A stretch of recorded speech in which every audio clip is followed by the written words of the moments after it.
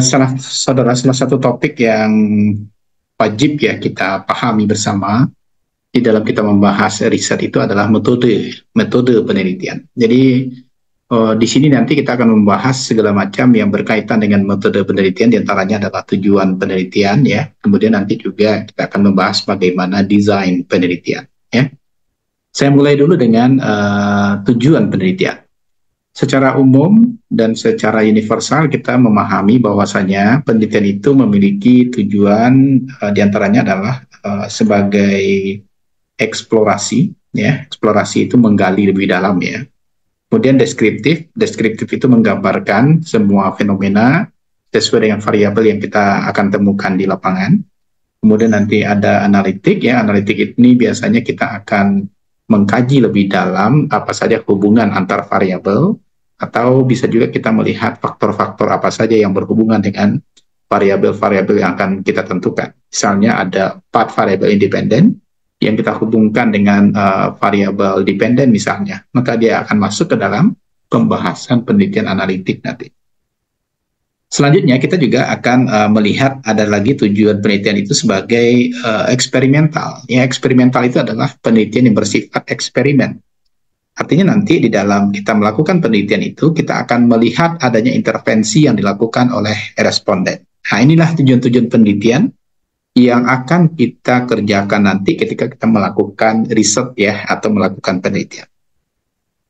Berkenaan dengan tujuan penelitian tersebut, maka ada pendekatan-pendekatan yang akan bisa kita lakukan ketika kita melakukan penelitian tersebut ya. Ada yang kita kenal yang pertama dengan pendekatan cross-seksional namanya ya. Pendekatan cross-seksional ini dinamakan juga dengan pendekatan potong lintang.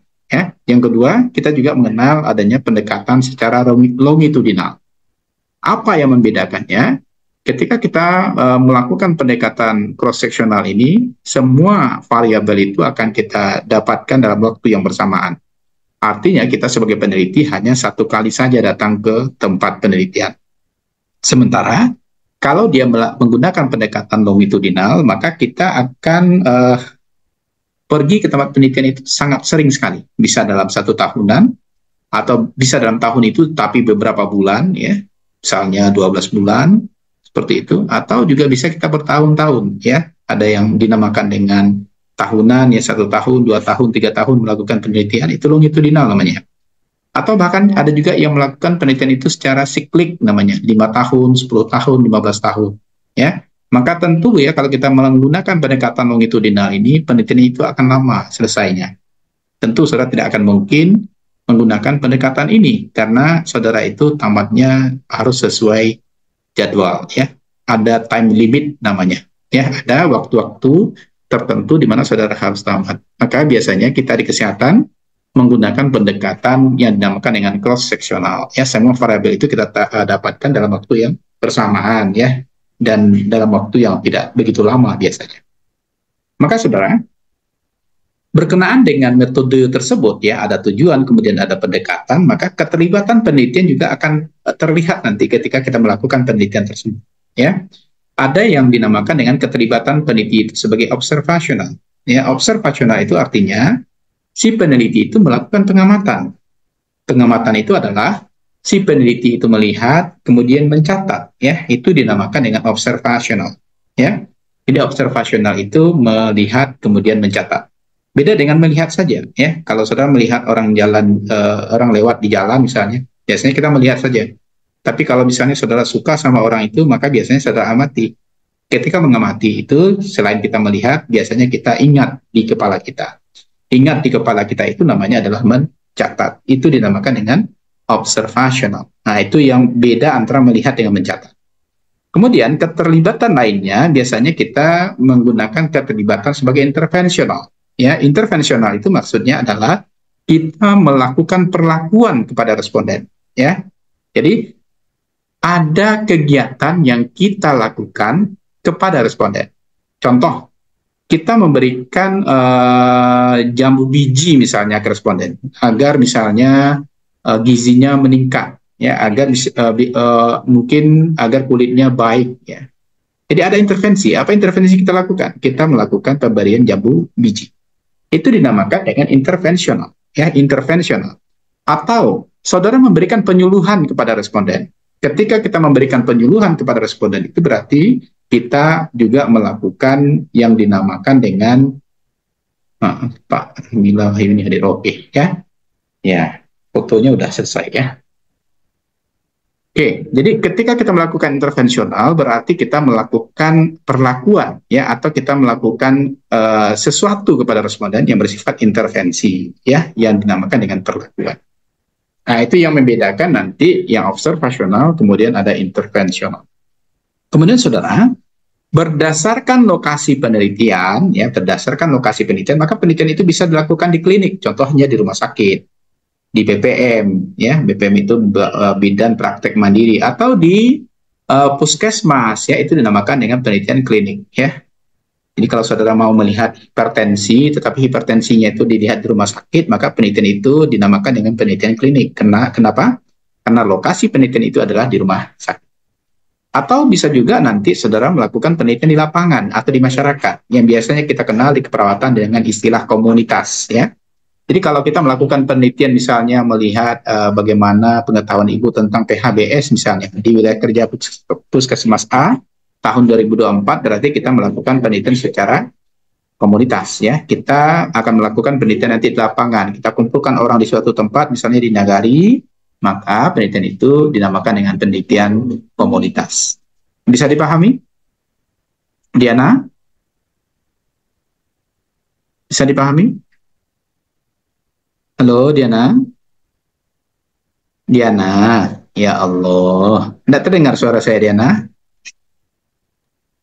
Dengar, Pak. Lai paham. Lai paham. Paham Diana? Allah Akbar. Lamu menanya jawaban Diana aku. Intan. Lai terangga suara Pak Intan? Lai terangga suara Pak. Lai paham. Insya Allah paham, Pak. Biko disuruh siapa mengecek seorang kan? Pak Tanyo, lamu lo jawe. Oke ya, Dinda. Walaupun Dinda tidak sipen saya ini karena HP-nya HP Dinda, terpaksa ke Dinda saya bertanya. Lai paham Dinda? Insya Allah paham, Pak. Ada yang ditanyaan? Ada yang enggak? Ada yang ditanya enggak? Alun-alun lah, Pak. Alhamdulillah. Aduh, tanya deh. Judul ada sedulahnya kok. Judul udah ada semua belum? Judul penelitiannya sudah ada belum? Halo, sudah adakah? Coba ngacung siapa yang sudah ada topik penelitian atau judulnya. Silakan ngacung. Nanti kita akan bahas itu nanti ya. Di pertemuan terakhir nanti kita juga akan bahas. Coba ngacung yang sudah ada topik penelitian yang rasa-rasanya mau saya larinya mau ke sini nanti, ada sebelum kita lanjutkan ke bawahnya ini. Intan ada judul penelitiannya atau topiknya sudah ada belum? Sudah, Pak. Interest kemana Intan? Interestnya kemana Intan? Itu belum anu lagi, Pak, belum paten lagi, Pak. Ya sebutkanlah yang belum paten itu, nanti kita patenkan. Ya Allah, belum paten. Ayo apa itu Intan yang belum paten itu apa? Coba topiknya apa? Kan topiknya itu kemarin tuh adverse childhood trauma experience pada mahasiswa di Universitas Prima Nusantara Bukit Tinggi, Pak.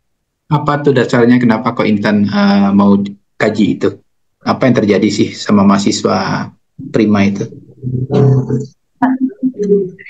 Karena adanya kehubungan antara adverse childhood trauma experience itu terhadap sosialisasinya, terus kehubung juga dengan mentalnya seorang mahasiswa atau juga begitu, Pak, selama perkuliahan juga gitu, Pak.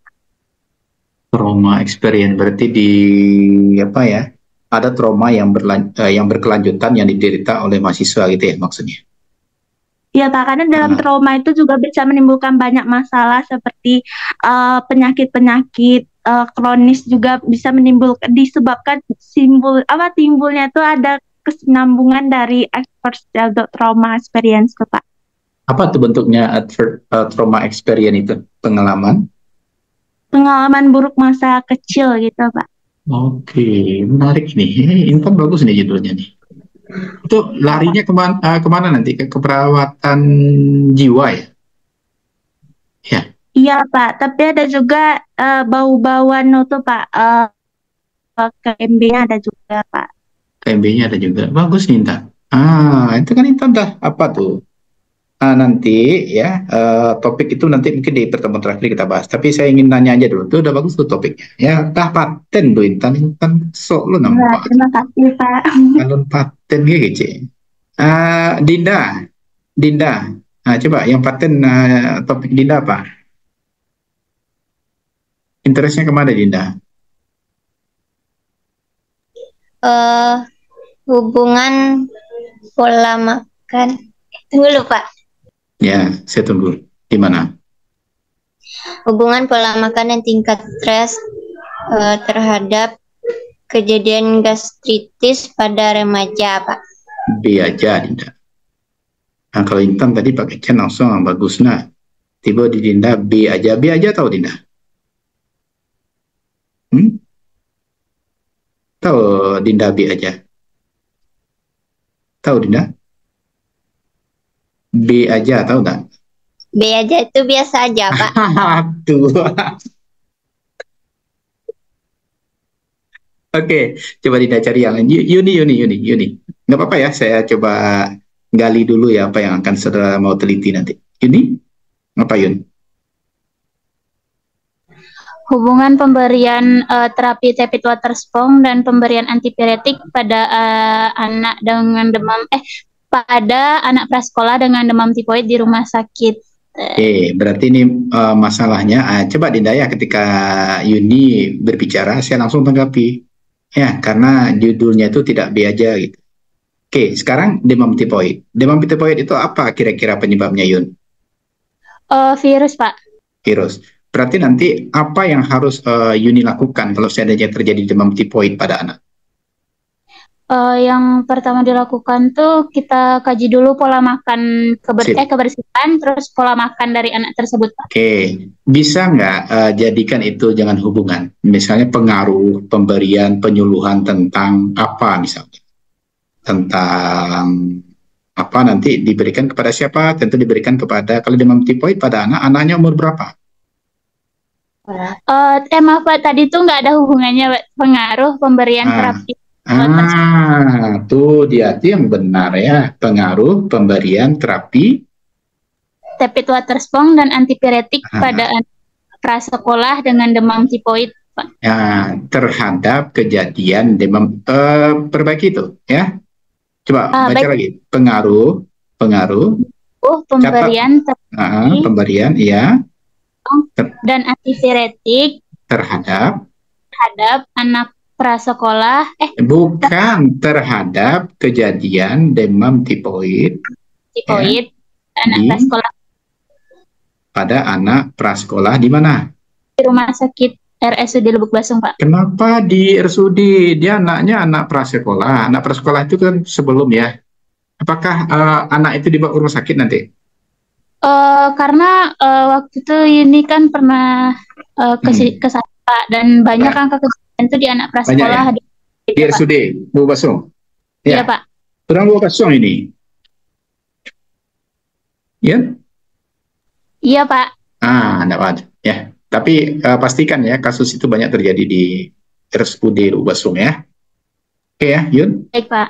Oke, itu mantap, enggak bi aja, enggak kayak Dinda tadi. Ya. Oke, ada dua. Weni Puspasari. Enggak apa-apa, nanti ini slide ini bisa saya terangkan nanti. Weni Puspasari. Nanti besok di pertemuan ketiga kita akan kupas ya judul saudara itu beserta dengan latar belakang masalahnya ya. Weni Puspasari. Kemalih Paknya kuliahnya rado kan.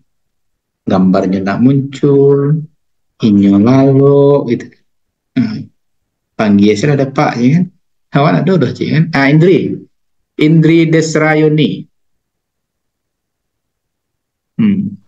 Iya Pak.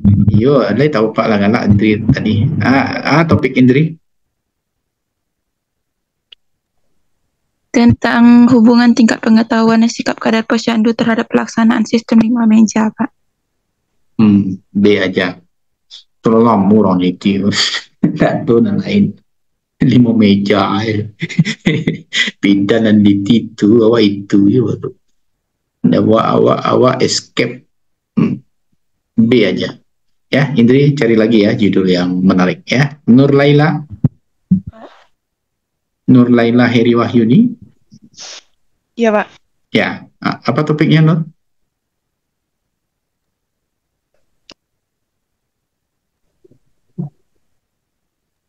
Masih ragu, Pak. Oke. Ya pas ya, mantap. B aja ya, karena masih ragu. Ya, Nurul Natasa. Iya, Pak. Ya, apa topiknya, Nur? Nurul? Tunggu bentar ya, Pak. Ya, saya tunggu di mana? Riki jangan galak lo, kira orang nunggu apanya, Riki lah nang galak. Kalau Riki tunggu Nurul, dia lah. Yang ditunggunya apa? Apa topik Nurul? Lah senyum-senyum simpul lo kayak galak Riki Pak. Udah tak terima ya. Apa Nurul? Pengaruh kebersihan tangan perawat di tunggu Pak.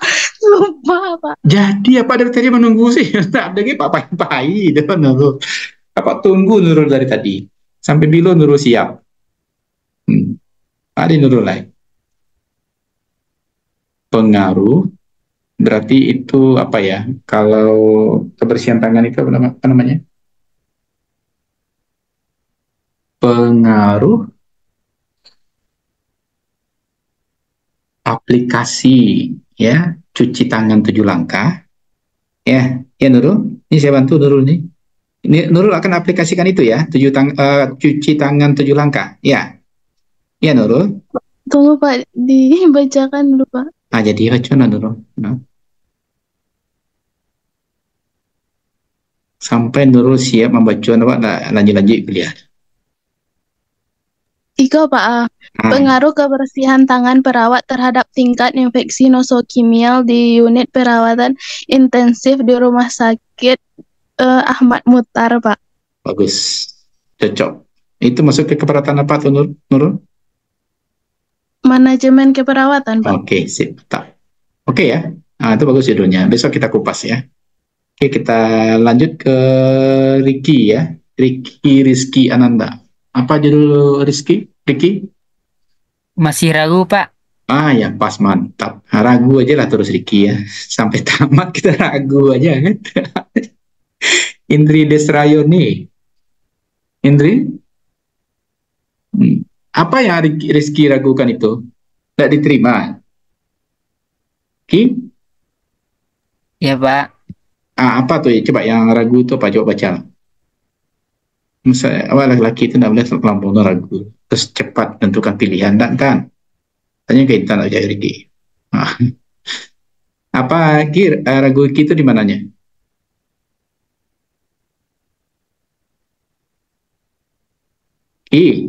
Apa menunggu Riki mengecek? Ya, Pak. Di mana Ki ragu? Kalau tanpa Riki 90 kontennya ada Pak. Di mana kan ragu Riki? Apa tuh coba topiknya Pak?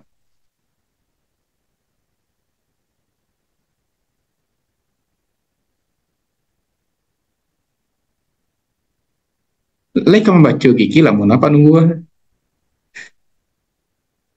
Masih ragu, Pak. Astagfirullahaladzim, yalah dia. Payah jadi Kiki bisa. Elvi Nabila Fitri. Tadi Indri ya, Indri Desrayoni udah? Indri? Sudah tadi Pak. Sudah ya. Elvi Nabila Fitri. Ya. Apa topiknya? Tentang hubungan pengaruh sleep hygiene yang terjadi. Hati-hati ya, hubungan nggak ada dengan pengaruh. Pengaruh aja. Pengaruh.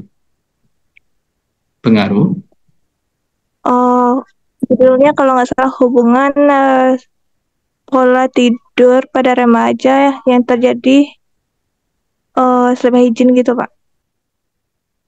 Ulang. Hubungan pola tidur. Hubungan apa? Hubungan, Elvi? Hubungan sleep hygiene yang terjadi pada remaja dengan pola tidur yang terganggu, Pak. Tapi kalau dia nggak cuci muka gitu, ya nanti dia terbangun-bangun gitu. Iya, Vi? Iya, Pak.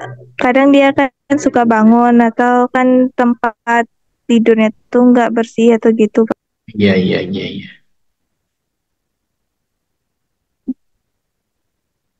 Di hubungan sleep hygiene. Sleep hygiene namanya tuh, Vi. Sleep hygiene. Sleep hygiene itu nanti termasuk dirinya ya, kemudian termasuk tempat tidurnya, termasuk pakaiannya, apa lagi itu, Elvi? Diri, pakaian, dan lingkungan yang ada di sekitarnya, Pak. Oke, sip. Boleh tuh. Oke ya.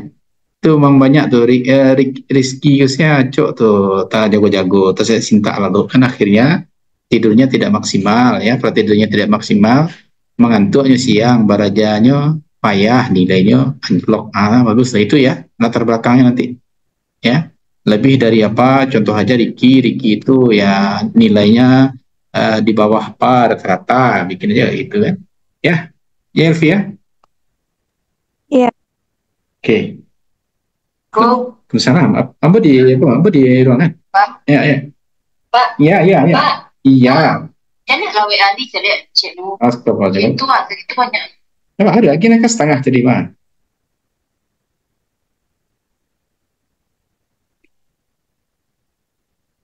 Bentar ya, ini ada.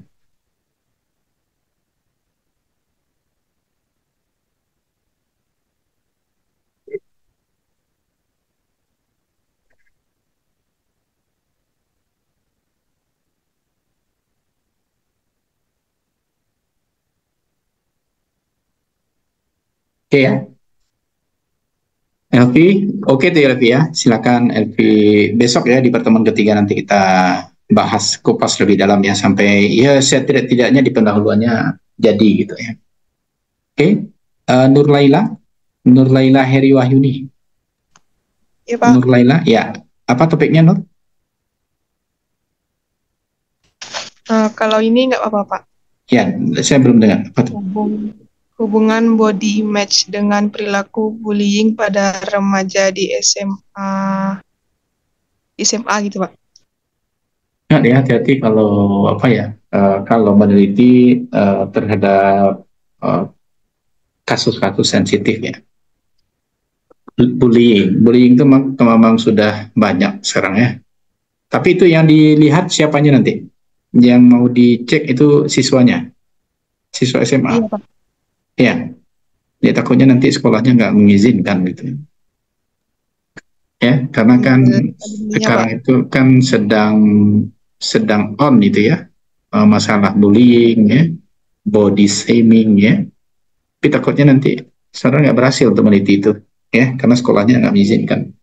Hati-hatinya di sana aja. Kalau topiknya menarik ya, kalau topiknya menarik. Cuman ragu saya itu sekolah mengizinkan meneliti seperti itu. Ya, siapa tadi? Nur Laila Heri Wahyuni ya. Ada yang lain nggak Nur? Ada yang lain nggak Nur? Belum lagi, Pak. Belum, oke, sip. Tapi pegang aja itu dulu ya. Judulnya menarik, cuman takutnya nanti sekolahnya nggak ini. Diana Julita. Iya, Pak. Ya, ada topiknya? Tunggu dulu, Pak. Ya, saya tunggu. Jangan lama-lama ya. Saya jauh nih. Tentang itu, Pak, analisis kepuasan pasien BPJS dalam pelayanan kesehatan di Rumah Sakit Ahmad Mutar, Pak. Sedangkan bullying sih, Pak ya netizen Pak. Ke BPJS lo ya kayak Cikarwan tapi izin tuh. Program orang lah dan udah ya bahaya itu ya.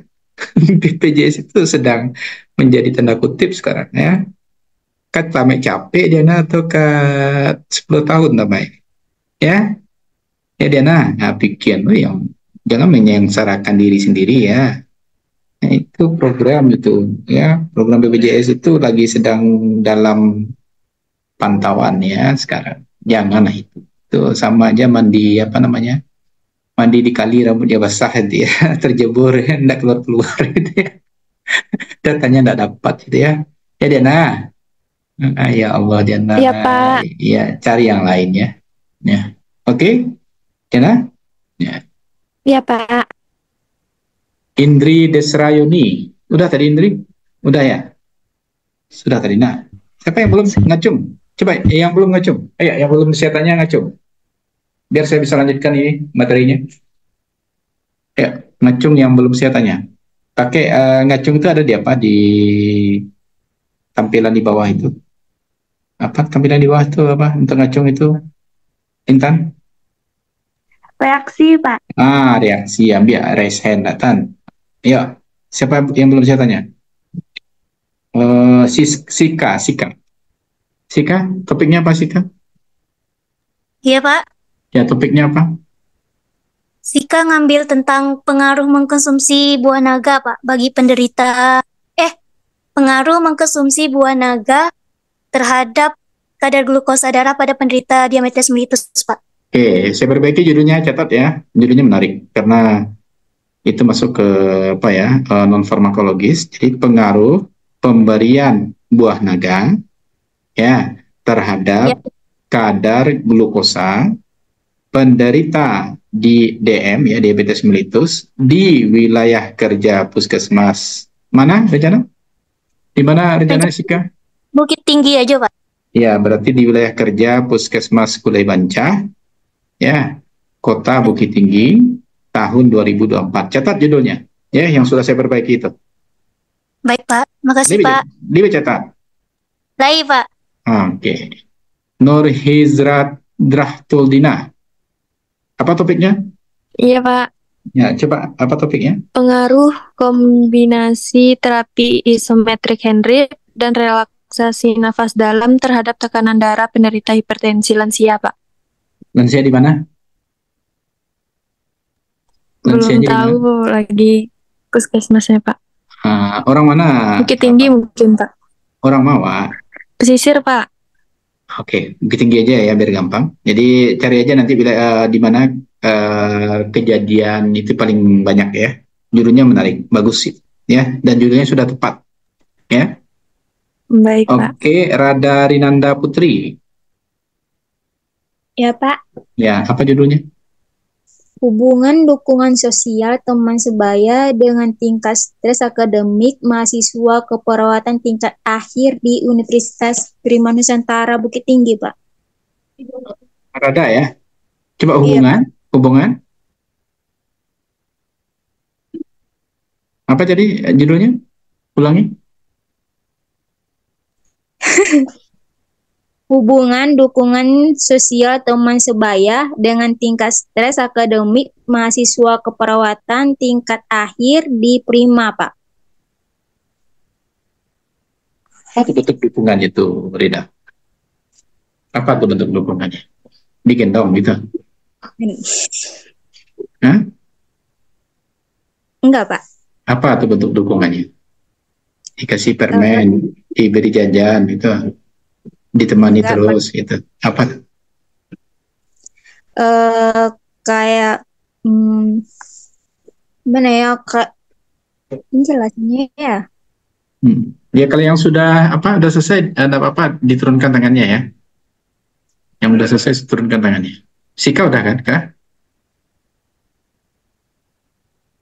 Oke, Rada, jadinya kurang menarik jadinya Rada, karena dampaknya enggak apa ya, stresnya juga sebenarnya nggak stres amat kan. Weni stres kan? Weni stres di tahun akhir ini. Weni Safitri? Pak terlalu Pak, entah semester selanjutnya Pak. Oh, sekarang aman kan? Riri ketawa-tawa aja sih, lihat Riri, ya kan? Dan senyum aja ketawa-tawa aja, nggak ada stres. Jadi kurang apa ya, kurang nampak akar permasalahannya ya. Ya Rada, coba cari yang lain lah Rada. Nadia? Iya Pak. Nadia? Iya, Pak. Ya, ada apa topiknya? Eh, apa? Tiga santa, Pak. Ya, pokoknya Pak Siko sih ya. Pak tunggu tadi. Iko, Pak. Ya. Hubungan pola asuh orang tua dengan tingkat kemandirian activity daily living pada anak tunagrahita sedang. Mantap. Itu bagus tuh. Di mana tuh penelitinya? Nadia? Itu lebih ke perawatan jiwa, Pak. Iya, menelitinya di mana? Tunagrahita itu ada di mana? Karena meneliti di RS Jiwa di Padang, Pak. Oke, sip ya. Jiwa ya. Oke, mantap. Ya. Cocok itu. Bungkus ya. Kemudian Putri udah tadi, Put? Belum? Ya, silakan, Put. Putri?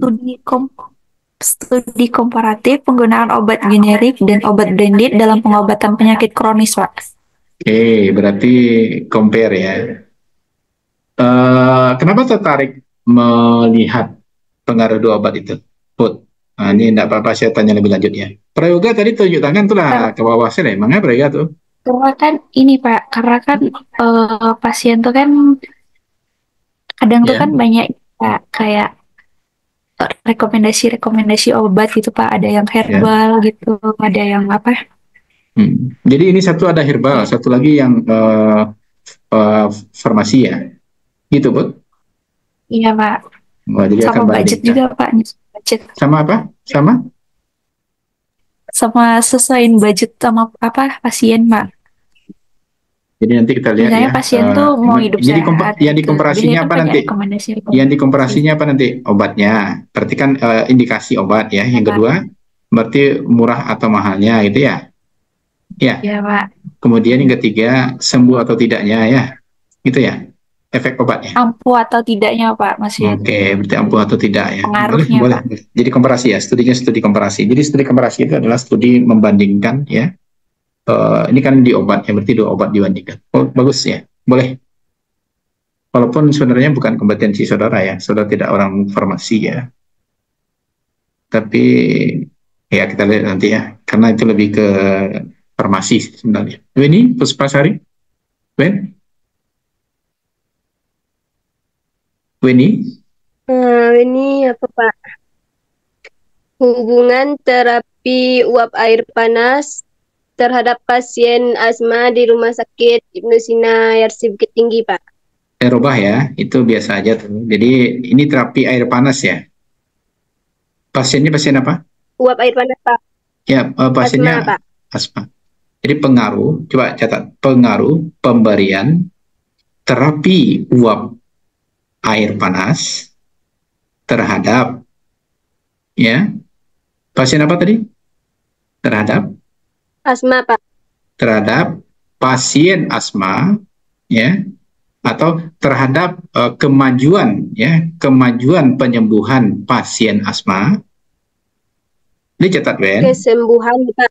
Terhadap kemajuan kesembuhan pasien asma. Di mana tempatnya, Ben? Asma. Di mana Rumah Sakit Ibnu Sina Yarsi, Pak. Di Rumah Sakit Ibnu Sina Yarsi, Bukit, Pak. Kota Bukit Tinggi tahun 2024. Itu judulnya ya. Dicatat, Ben. Lagi dicatat. Coba ini ulang, Pak. Apa judul ini tadi? Pengaruh terapi uap air panas terhadap kemajuan. Pengaruh pemberian. Kan baru siapa dia? Typo, Pak. Typo. Pengaruh? Typo lah, jadi salah typo.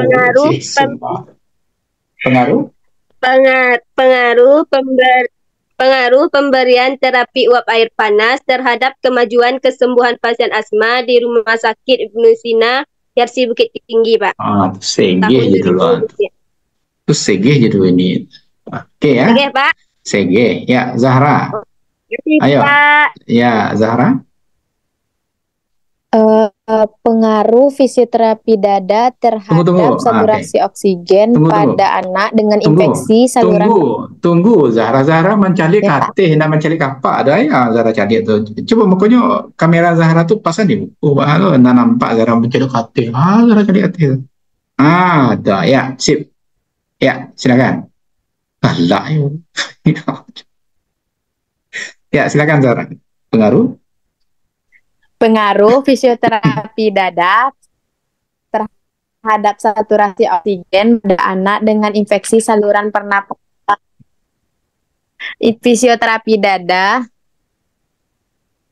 Kok putih-putih suara Zahra tu? Pengaruh fisioterapi dada. Jadi tambahkan pemberian ya. Pengaruh pemberian fisioterapi Pak dada. Jaring. Terus lanjut. Pengaruh terhadap saturasi oksigen. Kalau dilakukan fisioterapi dada itu nanti saturasinya menjadi lebih baik. Iya Zahra? Iya Pak. Ya. Iya Pak. Ulang lagi judulnya. Ulang lagi judulnya. Pengaruh. Bentar Pak. Pengaruh fisioterapi dada pemberian terhadap ya saturasi Allah. Pengaruh pemberian fisioterapi dada terhadap tuh. Lanjut, ulang lagi ya. Pengaruh pemberian fisioterapi dada terhadap saturasi oksigen pada anak dengan infeksi saluran pernapasan di rumah sakit sekitar Bukit Tinggi. Insya Allah di rumah sakitnya bisa sekitar Bukit Tinggi deh. Di rumah sakit mah tunjuk lah. Alun itu Pak, rumah sakit umum daerah salah Pak.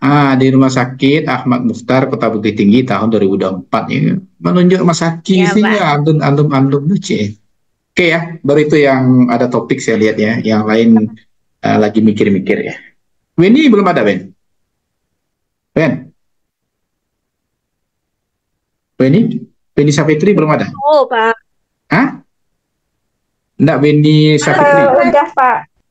Apa tuh? Udah, Pak. Sudah disebut tadi ya? Pengaruh pemberi. Belum, Pak. Kok enggak ada ceritanya tuh? Pengaruh apa? Pengaruh pemberian intervensi 12 balance exercise terhadap keseimbangan postural pada lansia di wilayah kerja Puskesmas Lubuk Saping. Ben, kalau itu diberikan, Ben, apa sih kasus yang terjadi di lansia itu? Kenapa harus diberikan terapi itu? Benny? Karena udah lansia, Pak, jadi keseimbangan cara berjalannya tuh terganggu, Pak. Bagus. Jadi jawabannya karena keseimbangan mekanik lansia itu sudah berkurang.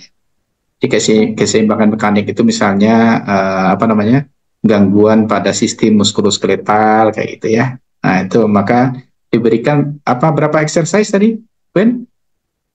12 Pak. 12 ya, 12 exercise. Apa aja tahu ini 12 exercise itu apa aja?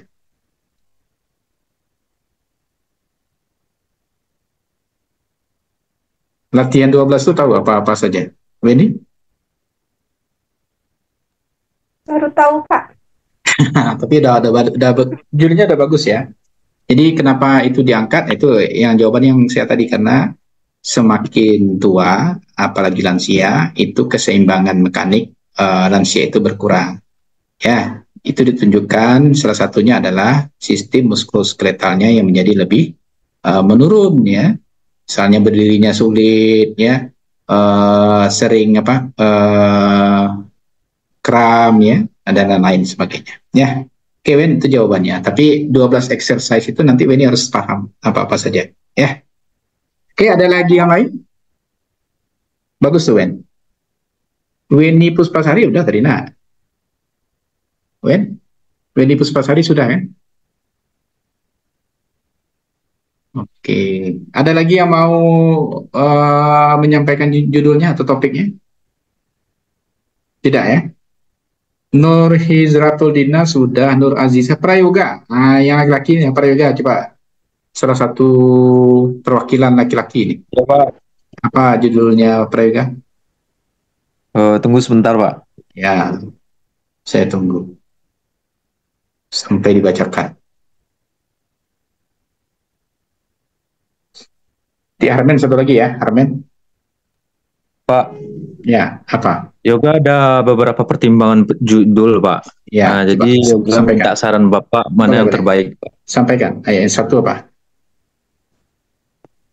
Tunggu sebentar, Pak. Ya, Pak, lah kamu ngece, tunggu sebentar. Yuk.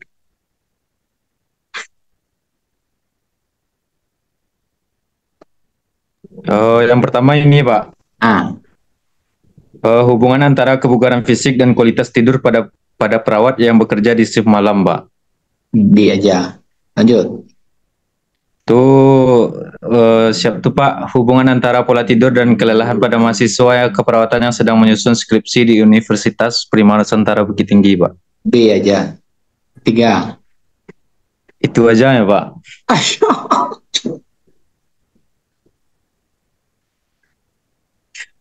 Kayaknya banyak ambil dari dulu. Ada lagi, Pak. Apa ya? Ada satu lagi, Pak. Apa tuh? Hubungan antara kebiasaan merokok dan fungsi paru pada perawat di rumah sakit Ibnu Sina, Pak. Sudah sesuai teori itu. Itu kama aja, nggak perlu riset itu. Ya, lajale gambar di rokok, sih lajale menghancurkan paru-paru manga. Jadi riset lah. B aja. Mungkin yang agak bagus yang pertama tadi, Pak Reja. Coba ulang yang pertama tadi. Yang pertama. Oke, ulang judul yang pertama. Hubungan antara pola tidur dan kelelahan. Oke, jadi saya rubah yang ya. pertama Coba dicetak. Coba dicetak. Dirubah, bukan itu judulnya. Itu judul untuk anak TK itu ya. Nah, ya, Pak. Nah, judulnya menjadi pengaruh pola tidur, ya, pola tidur terhadap, atau misalnya pola tidur ini kan banyak nanti ya. Nanti intervensi yang Prayoga berikan nanti latihan. Jadi di pengaruh pemberian latihan pola tidur ya. Jadi kita terangkan ke respondennya pola tidur yang baik itu begini ya. Terhadap apa tadi? Terhadap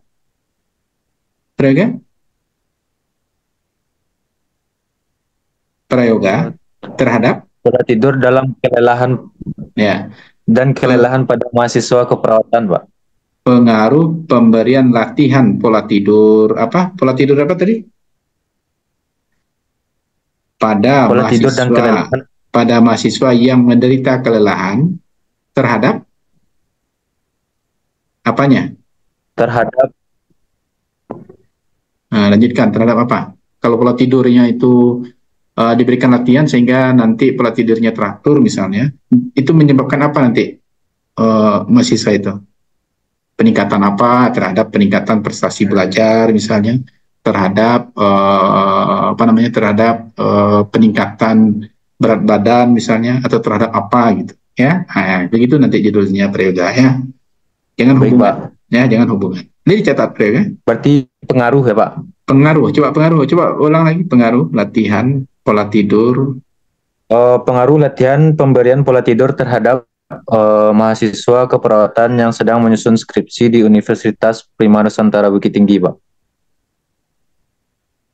Terhadap, bukan itu. Jadi nanti ini pola tidur itu nanti menghasilkan apa, misalnya keberhasilan mahasiswanya untuk menyelesaikan skripsi, ya, atau apa? Ini maunya skripsi ya, yang Prayoga mau apa ya? Terhadap keberhasilan mahasiswa menyelesaikan skripsi gitu ya.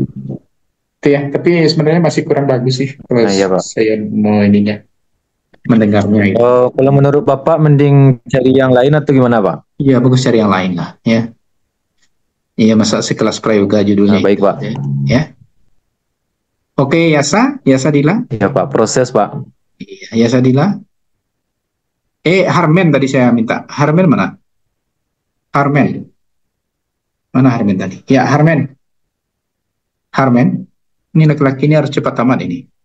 Harmen. Di Pampang fotonya bertiga kan je nak ada. Andri Ferdian. Andri? Andri ada? Ini laki-laki ini memang nggak ada. Andri, ayo. Apa topiknya, Andri? Belum lagi, Pak. Harmen, lihat judul topiknya, Andri.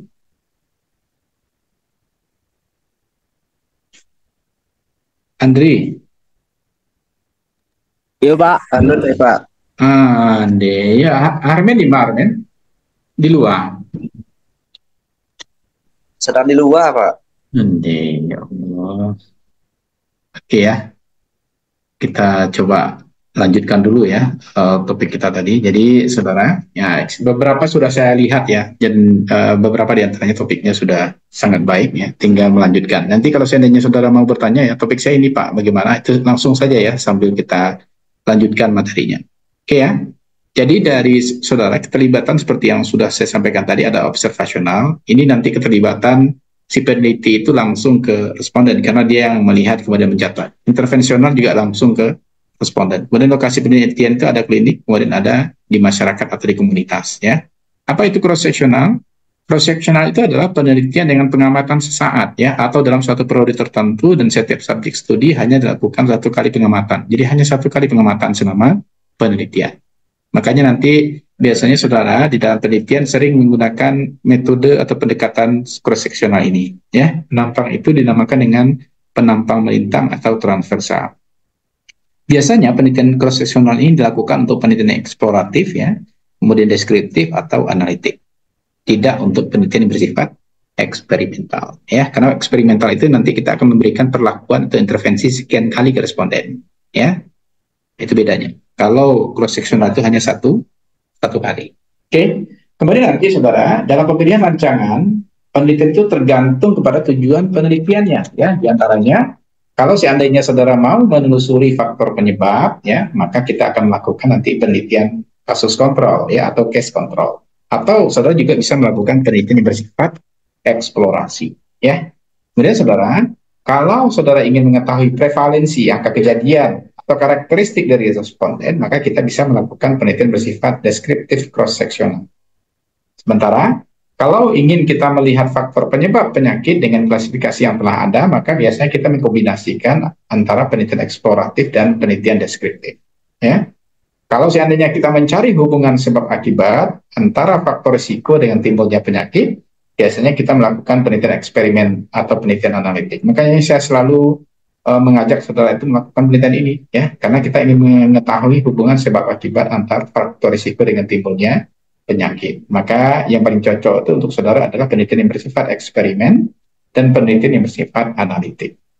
Atau kalau benar-benar saudara ingin melakukan penelitian eksperimen, maka tentu nanti akan ada intervensi peneliti. Intervensi inilah yang kita namakan dengan perlakuan yang diberikan peneliti kepada responden yang didahulukan oleh uji klinis ya. Seperti itu. Sementara kalau dia penelitian analitik, maka dia peneliti secara pasif mengobservasi pada perubahan yang terjadi untuk mengetahui sebab akibat. Ya. Apa saja diantaranya, misalnya kita ingin mengetahui kenapa pengetahuan responden itu berkurang. Ya. Apa yang menyebabkan pengetahuannya berkurang? Kenapa nilainya menjadi rendah? Nah, maka untuk mencari itu, maka kita gunakan penelitian yang bersifat analitik.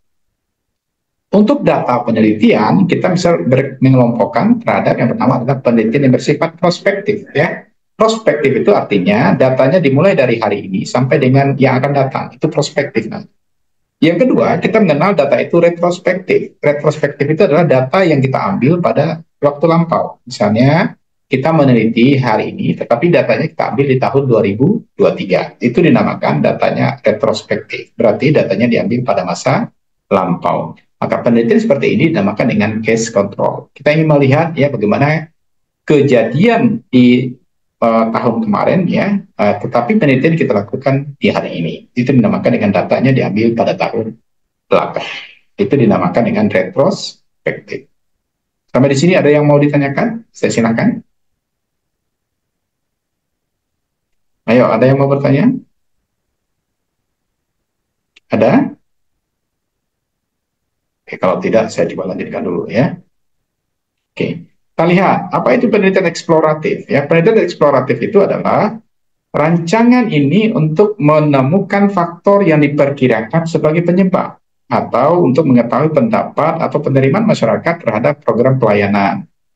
Untuk penelitian yang bersifat eksploratif ini, kata kuncinya dia harus ada kasus baru. Ya, contoh sekarang ini ada cacar monyet, ya, itu kasus baru, maka kita bisa melakukan penelitian eksploratif.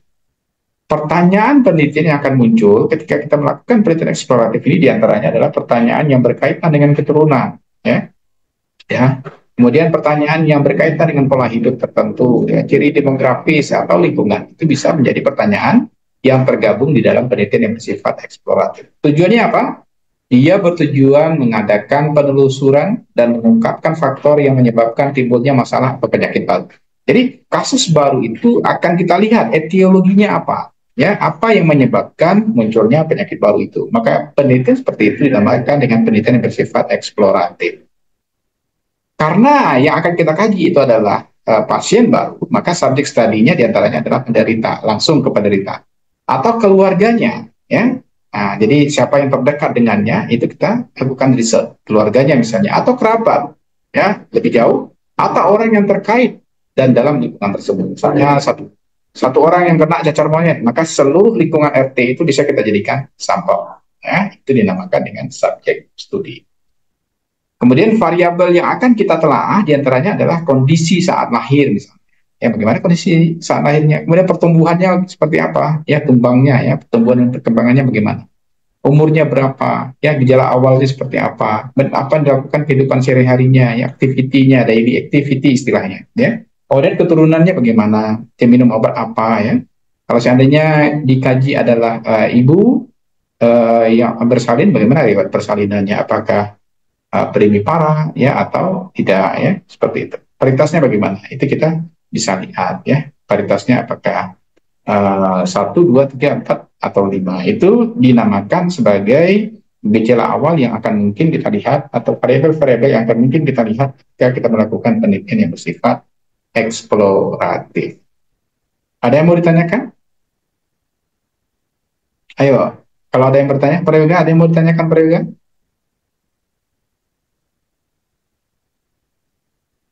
Indri, ada yang mau ditanyakan? Indri Desrayoni? Tidak, ada? Pak. Tidak. Oke, ya, kalau tidak, kita lanjutkan. Intan, ada yang mau ditanyakan, Tan? Intan? Belum lagi, Pak. Oke, belum, ya. Nanti kalau ada bertanya, silakan saja, ya. Kemudian bagaimana pelaksanaan penelitian? Ya, pelaksanaan penelitian itu, ya, kita lakukan biasanya dari pengumpulan data kuantitatif. Ingat, ya. Ketika saya membicarakan penelitian yang mengungkapkan atau menghendaki adanya data yang dikumpulkan dalam bentuk angka, maka penelitian itu dinamakan dengan penelitian kuantitatif, ya. Kalau seandainya saya tidak menggunakan angka, maka penelitian itu dinamakan dengan penelitian kualitatif. Maka pengumpulan data dengan kuantitatif maupun dengan kualitatif dengan teknik wawancara mendalam atau in-depth interview atau kuesioner atau barangkali pemeriksaan fisik itu merupakan cara untuk kita melakukan pengumpulan data, apapun nanti namanya. Biasanya kita menggunakan instrumen-instrumen penelitian, ya, diantaranya kita menyebar angket, ya. Di dalam angket itu dia berisi kuesioner pertanyaan. Kuesioner penelitian, itu artinya adalah pertanyaan-pertanyaan penelitian yang ada di dalam angket. Kalau seandainya saya menggunakan lembar wawancara, maka di dalam lembar wawancara itu juga ada kuesioner. Kuesioner di sana adalah pertanyaan-pertanyaan penelitian dalam lembar wawancara. Atau biasanya saya juga melakukan observasional misalnya. Maka di dalam lembar observasional itu juga ada kuesioner pertanyaan. Kuesioner pertanyaan itu biasanya dijadikan dasar oleh peneliti mengamati responden. Apakah respondennya itu di komunitas atau respondennya itu di klinik. Kalau respondennya di klinik, dia menjadi pasien. Paham, ya? Nah, itu dia. Kemudian, selain pelaksanaan penelitian, kita juga menganalisis datanya. Ya, analisis data secara kuantitatif dan secara kualitatif yang mengarah pada faktor terjadinya masalah dan ditarik kesimpulan untuk dibuat laporan. Ingat, ya, muara akhir dari proposal itu adalah laporan penelitian. Saudara pun untuk tamat di keperawatan nanti ada skripsi namanya. Skripsi itu adalah laporan penelitian. Maka biasanya skripsi itu dimulai dulu dari proposal, ya. Di proposal nanti saudara akan ada ujian proposal. Tujuannya adalah untuk melihat apakah proposal yang saudara bikin itu layak ya untuk dilanjutkan penelitian. Kalau seandainya tidak layak, maka biasanya itu tidak diloloskan. Ya, itu penting nanti untuk saudara pahami bahwasanya tidak semua proposal itu nanti akan diloloskan. Ya, tergantung nanti apakah bisa dilaksanakan atau tidak. Sebentar ya, saya hidupkan lampu.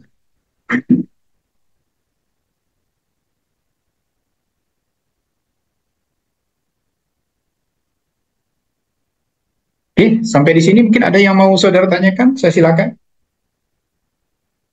Sampai di analisis data, ya. Jadi ingat ya, nanti saudara akan membuat ya sebelum saudara sarjana perawat itu, sarjana keperawatan itu bikin proposal. Nanti setelah proposal dibikin, baru saudara bikin skripsi. Jadi skripsi itu laporan, ya, laporan penelitian saudara, ya. Proposal itu adalah kajian-kajian yang akan saudara angkat di dalam penelitian yang akan saudara lakukan. Paham? Paham Indri? Intan, ada yang mau ditanyakan? Allah paham, Pak. Ayo, bertanyalah. Banyak-banyak bertanya ya, Intan. Ayo, Intan, ada yang mau ditanyakan? Nggak ada yang mau ditanyain, Pak. Iya. Baca dong, Pak, supaya sudah banyak bertanya. Pak, awak nak ngerti itu, Pak. Indri lah paham sih, Indri, apa yang Pak sampaikan? Paham sih, Indri langsung. Paham Indri? Sakit, Pak. Nah, sakit tapi tidak lo mau bertanya. Pak tuh Nio di kepala Pak tuh Pak transfer ke saudara supaya saudara tuh paham menjadi orang yang pakar di penelitian. Nah, makanya bertanya Prega, ada yang ditanya. Saya banyak tuh apa sih yang Pak kecil kulit itu? Ada yang ditanya. Prega? Ada yang ditanyakan? Saat kau nanti boleh, Pak. Dipahami. Memang saya ngajar orang-orang pintar. Apa yang saya sampaikan itu ditangkap dengan sangat baik ya. Alhamdulillah ya. Oke ya, kalau seperti itu saya coba lanjutkan ya. Kemudian saudara, ada lagi ya satu bagian di dalam riset itu ya. Sebagian buku mengatakan ini adalah bagian riset ya, tapi sebagian buku lain mengatakan itu tidak bagian riset. Itu dinamakan dengan laporan kasus ya. Kalau di kebidanan ini ada kasus 28 minggu ya. Diobservasi satu orang pasien mulai sebelum persalinan sampai dia selesai persalinan ya. Kemudian nanti dia bikin laporan. Laporannya adalah laporan kasus 28 minggu namanya dulu ya, bidan itu. Kalau seandainya itu dilakukan hanya oleh bidan saja, maka sebenarnya itu bukan bagian dari riset ya. Kenapa? Karena hanya dilakukan di bidang kedokteran ya, dan tidak mengikuti kaidah penelitian. Nggak ada metode penelitiannya ya, nggak ada jenis penelitiannya, nggak ada desain penelitiannya ya, maka itu bukan masuk ke dalam ranah riset ya. Itu hanya masuk pada laporan kasus. Sehingga nanti pengumpulan datanya itu dilakukan mulai dari persiapan ya, tim ya, para ahli tentukan data yang diperlukan dan melakukan pemeriksaannya. Pelaksanaannya dimulai dari pengumpulan data, pembahasan, tindakan yang dilakukan, hasil yang didapatkan, dan penarikan kesimpulan.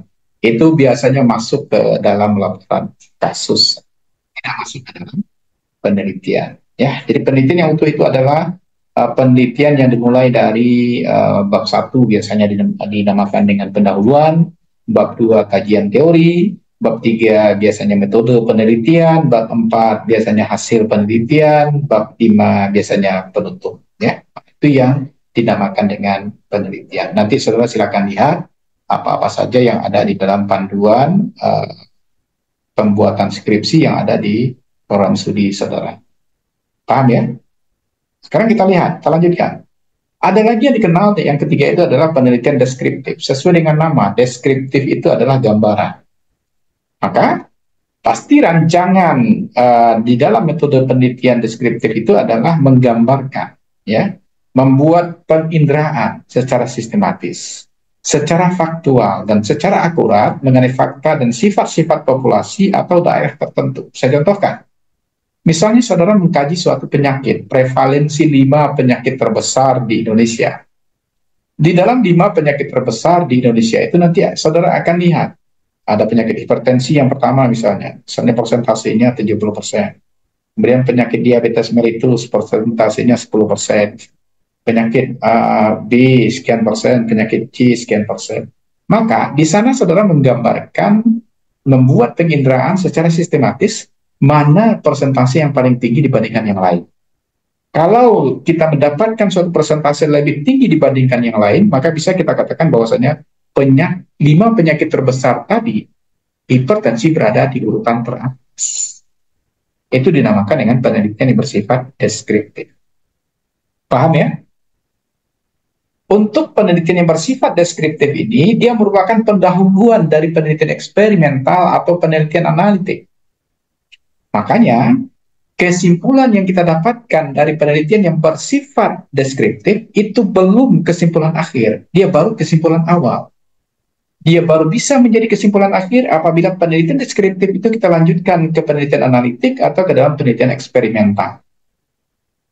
Bisa dipahami? Saya nggak dongeng ya. Jangan kalau ya. Intan paham, Intan? Ya, masukkan ke dalam kepala kita bahwasanya penelitian deskriptif itu adalah kesimpulan awal. Dia bukan sebagai kesimpulan akhir. Kita akan bisa menjadikan kesimpulan akhir apabila penelitian deskriptif itu kita lanjutkan dengan penelitian eksperimental atau penelitian yang bersifat analitik. Apa itu penelitian eksperimental? Misalnya kita lihat bagaimana pengaruh pemberian penyuluhan terhadap peningkatan pengetahuan siswa terhadap apa. Sebelumnya kita tahu bahwasanya pengetahuannya sekian. Ketika kita lihat kita memberikan intervensi penyuluhan, ternyata pengetahuannya menjadi lebih meningkat. Nah, itu dinamakan kesimpulan akhir dari kesimpulan awal di dalam penelitian yang bersifat deskriptif. Paham? Paham prayoga? Apa cameh loh, Pak ya, Pak lah panik lah bermat kami, Pak Mici. Lah Pak agian ilmu apa sesungguhnya gitu. Tapi kalau tidak paham saudara, ya rasu kurang ya Pak. Ya kalau bisa apa yang Bapak sampaikan ini dengan hati yang suci mukunan jadinya, saudara terima lo dengan hati yang suci mukunan jadinya ya. Jadi dari hati sampai ke hati. Jadi ketika nanti saudara melakukan penelitian, paham saudara gitu. Ya. Jangan usulan judul apa? Gambaran.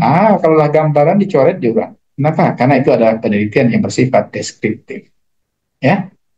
Paham? Apa ngicen Pak? Indah lo ada nama jawab. Ya, Intan. Coba Intan. Ya, silakan. Tadi ada Bapak bilang penelitian eksperimental, Pak. Itu biasanya melibatkan apa kalau dalam penelitian eksperimental tuh, Pak? Oke, ya. Saya ulas dulu ya. Penelitian eksperimental itu adalah lanjutan dari penelitian yang bersifat deskriptif. Apa saja yang dilibatkan dari penelitian eksperimental? Di dalam penelitian eksperimental itu yang paling penting ada intervensi dari peneliti kepada responden. Ya, contoh tadi Intan memberikan apa tadi? Terapi apa tadi Intan? 12 apa tadi? Apa tadi Intan? Judul Intan? Analisis Adverse Childhood Trauma Experience pada mahasiswa Universitas Trimanusantara. Itu analisisnya berapa macam tadi, Pak Intan? Traumanya itu berapa macam? Berarti judul Intan bukan ada 3, Pak. Apa aja? Itu berarti analisisnya ya. Itu penelitian analitik. Siapa tadi yang memberikan ada 12? Pak. Yang memberikan 12 apa tadi siapa? Ayo judul siapa tadi itu? Ada 12 tindakan apa tadi? Ya. Saya lupa pula. Dewi Savitri, Pak. Mana Savitri itu? Ya, Dewi. Pak. Nah, berapa macam tadi tindakan yang diberikan ke responden? 12, Pak. 12 itu nanti artinya ada intervensi yang diberikan ke responden. 12 tindakan itu harus begini responden yang pertama, yang kedua begini responden, yang ketiga begini responden, yang keempat begini. Itu dinamakan kita memberikan intervensi ke responden. Jadi syarat dari penelitian yang bersifat eksperimental itu adalah adanya intervensi atau perlakuan yang kita berikan kepada responden. Sehingga nanti ketika diberikan intervensi itu, maka nanti responden itu akan meningkat apanya. Misalnya kalau seandainya hipertensinya menurun, ya. Kalau seandainya gizinya menjadi lebih baik, ya. Kalau seandainya kehidupannya menjadi lebih normal seperti itu. Ya, itu dia intan. Jadi syarat dari penelitian eksperimental itu dia memberikan intervensi atau perlakuan kepada responden. Siapa yang memberikan? Itu adalah peneliti. Sehingga nanti ketika dia mendapatkan suatu kesimpulan, maka kesimpulannya itu adalah kesimpulan final. Kenapa dikatakan kesimpulan final? Karena memang sudah dilakukan intervensi kepada responden. Paham? Paham, Pak. Oke. Terima kasih. Ya, iya. Itu dia ya. Jadi maka kalau mau kita memberikan level dari penelitian itu, ya penelitian terbawah itu eksploratif, ya, karena dia syaratnya harus ada kasus baru. Kemudian deskriptif, ya. Selanjutnya analitik. Yang terakhir adalah eksperimental. Jadi yang paling tinggi itu adalah penelitian yang bersifat eksperimental. Maka untuk S1 keperawatan, apalagi kita di keperawatan neurologi ya, itu sebaiknya saudara melakukan penelitian yang bersifat eksperimental. Setidak-tidaknya adalah penelitian yang bersifat analitik. Jadi kalau ada judulnya analisis berarti itu penelitiannya bersifat analitik. Tapi kalau ada judulnya pengaruh atau efektivitas, maka itu adalah penelitian yang bersifat eksperimental. Paham? Oke, saya lanjutkan dulu ya. Jadi artinya apa, saudara? Deskriptif itu dilakukan karena timbulnya pertanyaan yang berkaitan dengan masalah epidemiologis. Apa saja permasalahan dalam epidemiologis itu? Yang pertama adalah besarnya masalah. Berapa besarnya masalah? Ingat ya, ketika kita melakukan penelitian atau riset, maka akar pertama yang harus kita dapatkan atau input pertama yang harus kita dapatkan itu adalah masalah. Saya contohkan, misalnya saudara mengkaji hipertensi misalnya, maka saudara harus pastikan di tempat kita melakukan penelitian kasus hipertensi di sana tinggi. Ya, misalnya 2 tertinggi di wilayah kerja puskesmas itu misalnya, maka itu baru bisa diangkat sebagai penelitian. Artinya besarnya masalah. Kemudian luasnya masalah. Hipertensi itu penyebab kematian utama di Indonesia misalnya. Nah, itu dinamakan dengan luasnya masalah. Berarti kita urgen untuk meneliti tentang hipertensi tersebut. Kemudian pentingnya masalah tersebut. Kalau misalnya kita memberikan suatu treatment kepada responden sehingga hipertensinya menjadi menurun, maka itu dinamakan pentingnya masalah itu. Meliputi siapa penderitanya, bila mana, kemudian di mana dilakukan, kemudian berapa banyak, kemudian bagaimana sebarannya, dan ciri-ciri orang yang menderitanya seperti apa, itu masuk ke dalam kajian epidemiologis. Oke ya, ingat, epidemiologis itu adalah ilmu yang mengkaji terhadap penyakit. Sebaran penyakitnya itu dinamakan dengan distribusi epidemiologis. Paham? Paham ya? Weni Sapitri, ya, nama dulu ya. Weni Sapitri paham? Insya Allah paham, Pak. Nah, ada yang mau ditanyakan, Wen? Alhamdulillah, saudara, apa yang saya sampaikan saudara tangkap sebaik-baiknya ya, kemudian tersimpan dengan baik di kepala ya. Alhamdulillah. Ya. Ya, mudah-mudahan seperti inilah terus ya, sehingga tidak ada pertanyaan.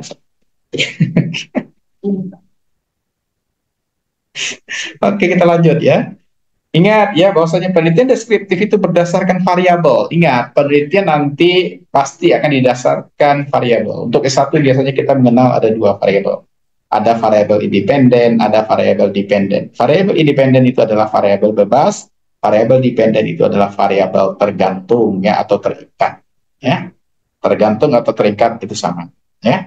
Kemudian nanti di penelitian deskriptif itu berdasarkan variabel orang, ya, person, umur, jenis kelamin, suku bangsa, pendidikan, perkawinan, tempat, ya bisa di kota, bisa di desa, bisa transmigran, bisa pegawai negeri, bisa kesuburan, dan bisa perbatasan. Itu masuk ke dalam kajian yang bersifat deskriptif. Dan biasanya kita namakan ini sebagai karakteristik responden. Catat ya, karakteristik responden. Nanti dalam instrumen penelitian kita akan sampaikan nanti karakteristik responden. Dia berisi umur, alamat, suku bangsa, pendidikan, perkawinan, tempat, kota, desa, transmigran, dan segala macamnya. Itu masuk ke dalam karakteristik responden. Ingat ya, karakteristik responden itu nanti tidak diolah, tapi dijadikan dasar ketika kita melakukan pembahasan di dalam penelitian. Contoh, dia tinggal di desa, pendidikannya SD, ya, maka tinggal di desa dan pendidikan SD menjadi cara kita untuk membahasnya di dalam penelitian. Jadi dia masuk ke dalam pembahasan penelitian, tapi tidak kita ulang, ya, tidak perlu kita ulang. Dia bukan menjadi pengolahan univariat atau bivariat, tetapi dia hanya sebagai data pendukung untuk kita mengejas, untuk kita membahas ya bagaimana kaitannya di dalam penelitian kita. Paham? Paham ya? Kemudian waktu penelitian itu kita mengenal ada sekuler 10 tahunan, nggak mungkin selalu lakukan, siklik 2-3 tahunan. Kita biasanya melakukan penelitian yang bersifat variabel musiman, 1 bulan, 2 bulan, sampai dengan 3 bulan. Ya, 3 bulan saja sudah kelabakan, lama tak? Ya, biasanya sudah menelitinya 1 bulan, ya, sampai dengan 2 bulan. Oke, sampai di sini. Yuni. Iya, Pak. Kita selesai di pertemuan kedua ya. Besok untuk semua tolong bikin di dalam kertas satu. Di sini yang bawa laptop, yang pakai laptop berapa orang nih? Coba ngacung yang pakai laptop. Atau bisa kita bahas mungkin langsung. Coba ngacung dulu yang pakai laptop. Kalau pakai laptop kan bisa langsung share screen gitu ya. Kalau yang nggak pakai ya nggak bisa. Gitu. Nah, 1, 2, 3 baru. 3. 2 pula tadi 3 jadi 2. 3 kembali. Siapa lagi yang pakai laptop? Putri Prihatin pakai laptop kan? Siska? Veronica pakai laptop kan? Tiki? Ya, yang pakai laptop ngacung. Coba lihat di reaction di bawahnya itu. Ambil raise hand. Saya mau menghitung ini berapa orang pakai laptop. Ini baru 2 orang nih. Terus. Acung, baru 3. Putri Prihatin. Oke, lanjut. Setia sudah. Putri Prihatin, Zahra? Zahra enggak ya? Siapa lagi yang pakai laptop? Putri Prihatin pakai laptop kan? Putri Prihatin? Ini baru 4 orang, padahal yang saya lihat pakai laptop banyak dia. Putri pakai laptop enggak? Putri? Iya, Pak. Coba ngacung. Yang pakai laptop, tunjuk tangan. Yang pakai laptop, tunjuk tangan. Kita ada 5 ya? Oke, tidak apa-apa. Jadi 5 orang nanti kita akan kupas ya. Judul, kemudian pendahuluan, latar belakang masalah sampai dengan manfaat penelitian. Ya, silakan saudara cari panduan penulisan skripsi di S1 keperawatan. Sudah dapat belum? Sudah dapat belum, Veronica? Sudah, Pak. Sudah ya? Sudah, Pak. Jadi saudara bikin mulai dari judul ya, covernya, kemudian bikin nanti di bab satunya pendahuluan, kemudian latar belakang masalah. Jadi latar belakang masalah itu nanti saudara cari piramida terbalik ya. Jadi di atas itu dunia, kemudian di bawahnya Indonesia, Asia kalau ada ya, kemudian Indonesia, Provinsi Sumatera Barat, kalau di Sumatera Barat melakukan penelitian, kemudian di tempat penelitian misalnya di Kota Bukit Tinggi ya, kemudian di Puskesmas. Bikin latar belakangnya seperti piramida terbalik ya. Kemudian bikin nanti tujuan penelitian, rumusan masalah penelitian, kemudian tujuan penelitian. Tujuan penelitian itu ada 2, ada tujuan umum, ada tujuan khusus penelitian. Nah, jadi sampai di sana kita besok akan melihat, mengupas. Kapan kita lagi, Yuni? Kapan kita lagi? Hari Kamisnya, Pak. Hari Kamis besok ya kan? Sekarang hari apa nih? Kamis, Pak. Kamis minggu depan? Nggak bisa buat minggu ini dah. Besok kan? Dia kalau metopelnya semuanya hari Kamis, Pak. Nggak, maksud Bapak kan nggak harus hari Kamis. Saudara kan nggak ada kuliah. Besok hari apa nih? Besok hari Kamis ya? Sekarang hari apa? Besok hari Jumat, Pak. Hari Jumat, Pak. Mana Jumat sih bisa? Ya astagfirullah. Ya Allah. Berarti janganlah sampai hari Kamis pula. Hari Senin coba lihat lihat jadwal yang saya rasa saudara kan full tiap hari, tidak kan? Masuk nih? Tidak kan? Yuni full tiap hari kuliahnya? Tidak, Pak. Nanti kalau Ya, Senin lah usahakan ya. Jadi jangan terlalu lama. Kamis itu udah terlalu lama. Yuni langsung hubungi. Ya gitu. Tapi jangan pakai HP Yuni ya, pakai HP Dinda aja. Ya Yun? Iya. Iya. Oke, sampai di sana dulu. Jadi udah tahu ya tugasnya itu semua. Bagi yang nanti, saudara kalau ada di kampus silakan aja nanti langsung berikan ke saya. Saya sekarang di kampus A, ya. Kalau ada di kampus silakan ya. Tapi kalau seandainya tidak ada nanti saudara fotokan kemudian kirimkan ke email nanti ya. Email saya ada kan? Pernah kita ujian Biostat kan? Kirim ke email saya itu ya, geniuszoom@gmail.com ya. Itu ada itu. Bagi yang sudah pernah ujian dengan saya di Biostat kemarin ada itu emailnya ya. Silakan kirim kembali ke saya. Kalau tidak ketemu kita di dunia nyata ya di dunia maya ya. Oke ya, Ben. Udah tahu apa tugasnya, Ben? Beni Sapitri ya? Ya Sapitri lah. Pak, ya kalau ini Sapitri, Pak. Udah tahu ya? Oke, kita ketemu lagi hari Senin, insya Allah ya. Hari Senin kita ketemu, jangan sampai hari Kamis, Pak. Oke, Assalamualaikum warahmatullahi wabarakatuh. Waalaikumsalam. Waalaikumsalam warahmatullahi wabarakatuh.